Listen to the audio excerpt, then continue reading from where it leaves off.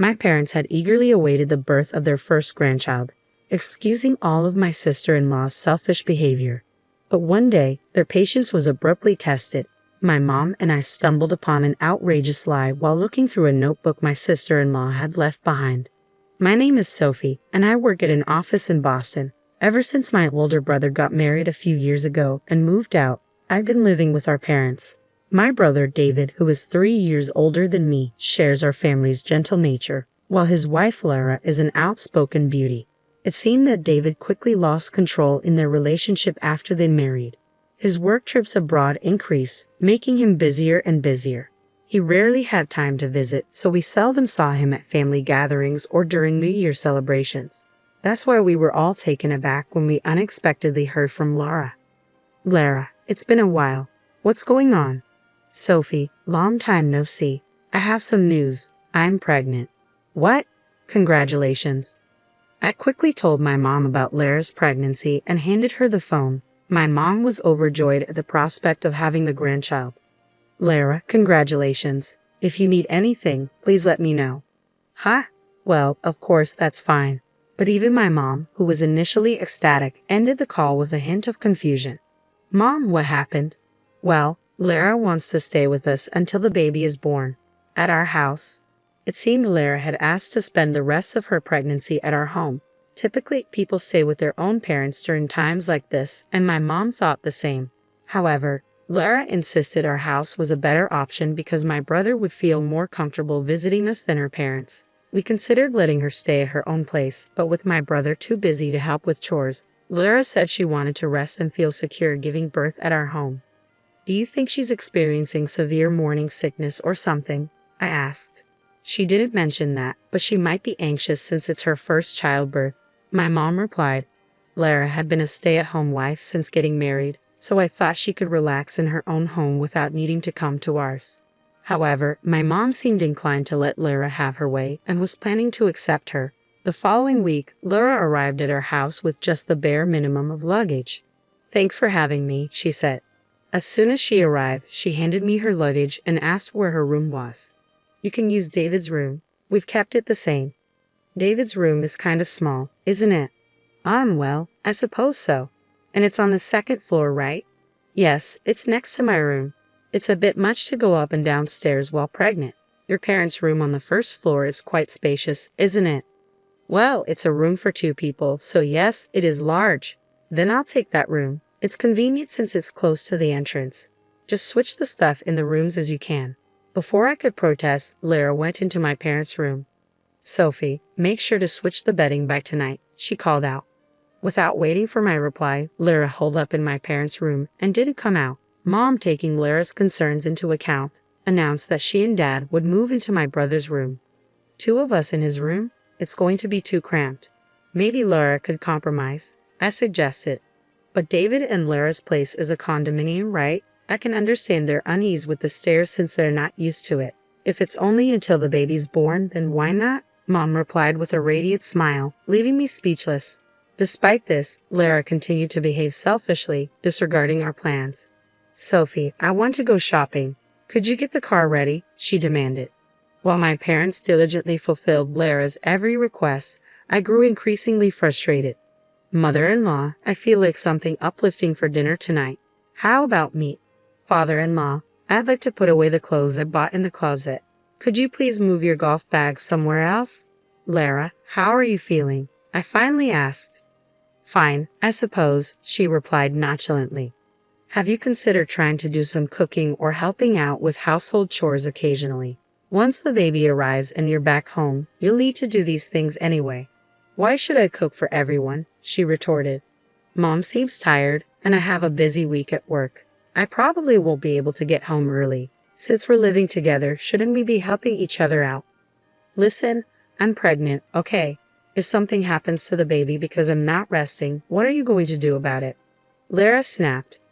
"You say you need to rest, but Lara, you're constantly going shopping and eating out for lunch and dinner.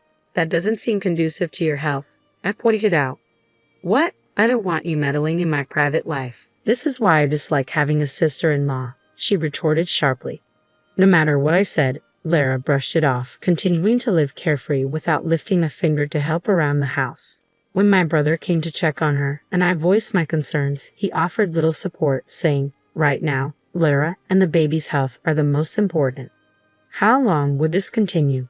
Frustrated, I asked Lara about her due date and was surprised to learn it was still half a year away.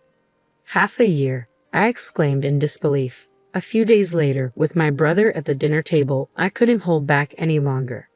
"Lara, about what I mentioned earlier, I still think it's strange for you to stay here for another 6 months without contributing anything." "Sophie, this again," Lara replied, her expression bored. "Don't you have a boyfriend, Sophie? Are you jealous because I'm happily married with a baby on the way? If you're bitter, why not find a boyfriend and get pregnant yourself?" "That's not what I'm saying. I just feel like you're taking advantage of being pregnant," I retorted. "I need to ensure I have a healthy baby, right? I'm trying to give your parents the joy of spending time with their grandchild since you can't, and yet all I get are complaints from you. It's unpleasant. Don't stress me out. I'm pregnant, remember?" Lara responded defensively. "Are you really thinking about our parents' happiness? If so, consider how hard it is for Mom and Dad with your selfish behavior. Do you realize how much they're enduring for you?" I pressed on. "I'm going to give birth to the heir of this family, so a little indulgence is acceptable, right? Or are you planning to give birth in my place?" Lara challenged. "Heir? Really?" I scoffed, unable to hide my disbelief. "David is the eldest son, so it's expected," she said calmly. "I see it as my duty as the eldest son's wife." "No, that's not what I'm asking," I interjected firmly. "I want to know if my brother is truly the father of your unborn child."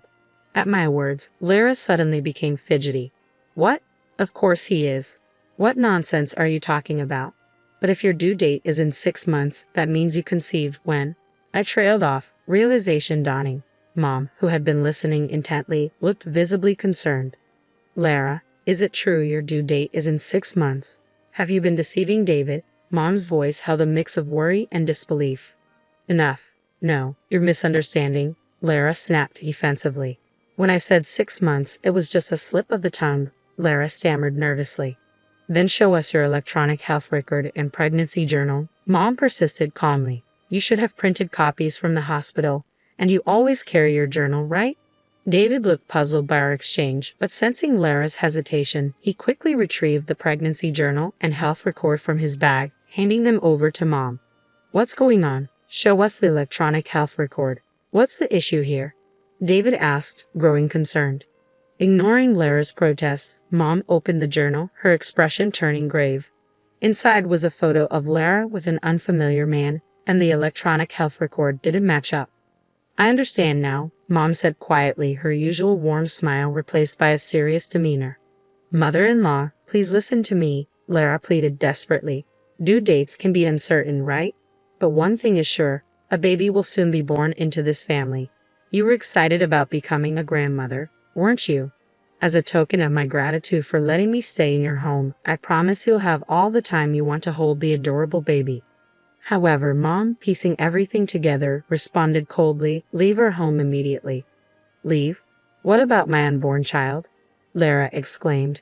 "Why don't you spend this time at your parents' house? I'm sure it will be less stressful without an interfering mother-in-law or a sister-in-law," Mom retorted, already dialing Lara's parents to explain the situation.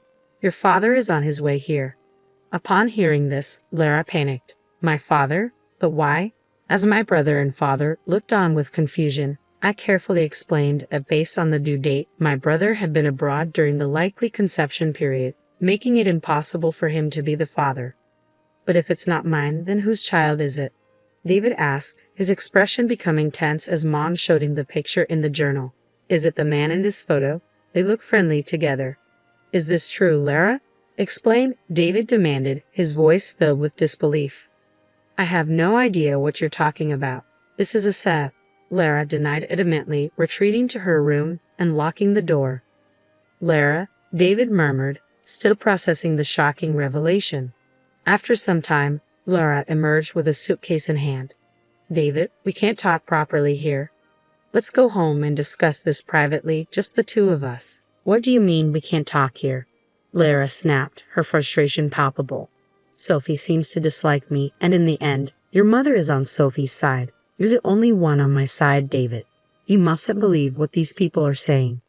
I could see her strategy clearly. She intended to portray us as the villains and sway David's allegiance once they were alone. If I let things continue unchecked, Lara would keep manipulating my brother. Just as I was about to intervene, the doorbell rang. I hurried to answer it, finding Lara's father standing there. He had rushed over after my mother called him. From the moment he arrived, Lara's father's face was flushed with anger. "Lara, what have you done?" he demanded, his voice laced with disappointment and concern. He proceeded to tell us about the night Lara had returned home while my brother was stationed abroad. It coincided with a school reunion in her hometown, and Lara had decided to attend. That night, however, she didn't come back. Her father assumed she was catching up with friends, but the next day he noticed people whispering and looking at him strangely whenever he went out. Is there something going on?" When he finally asked the neighbor, they replied reluctantly, "Your daughter, Lara, she moved away after getting married, right? On the day of the reunion, she was seen leaving early with a man. What could it be?" That morning, Lara returned home. When her father confronted her about it, she flatly denied any wrongdoing. "We were just having a good time, and I ended up separated from the group. Maybe someone mistook the situation," Lara explained casually. "So there's nothing to worry about then, right?" her father asked, hoping for reassurance. "Of course not. I'm already married, Dad," Lara replied confidently.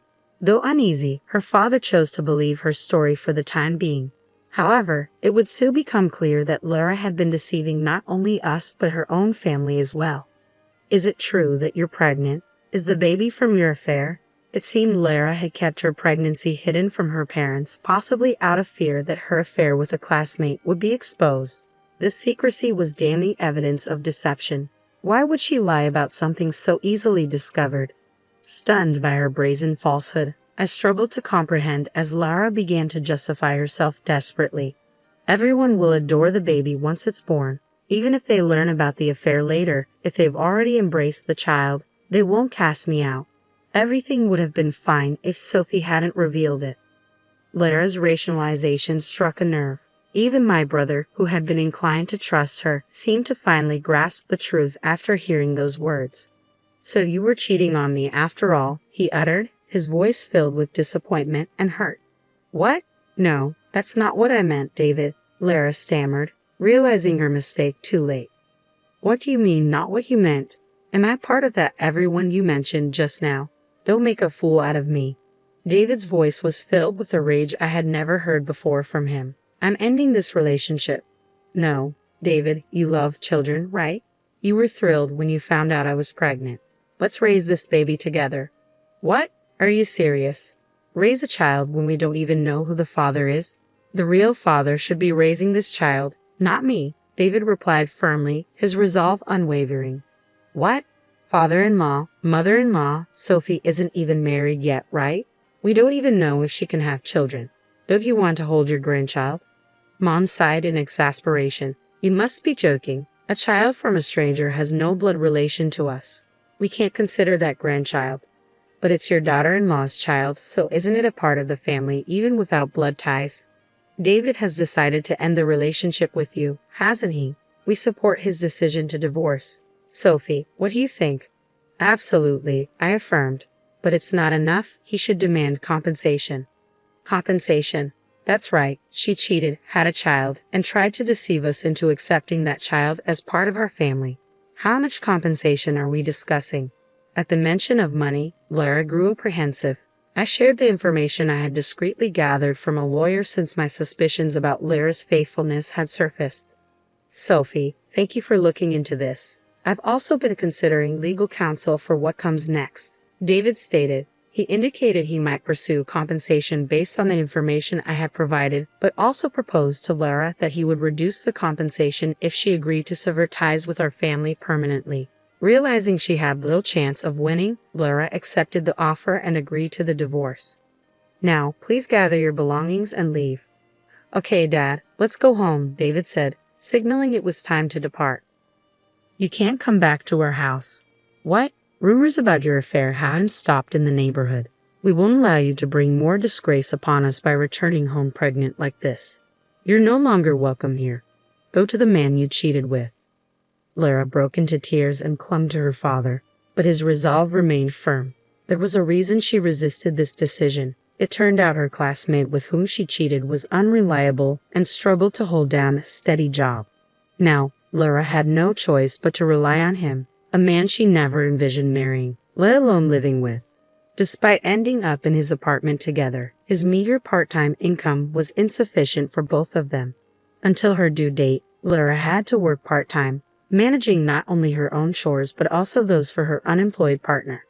During the following weeks, David struggled with the shock of betrayal, but with our family's support, he gradually regained his footing. He's grateful that he didn't stay married to someone like Lara and now faces the future with optimism. Following our parents' guidance, David and I enrolled in marriage counseling. We see the experience with Lara as a valuable lesson, and we're committed to thoroughly assessing our future partners before marriage. Our goal is to someday bring the joy of grandchildren to our parents.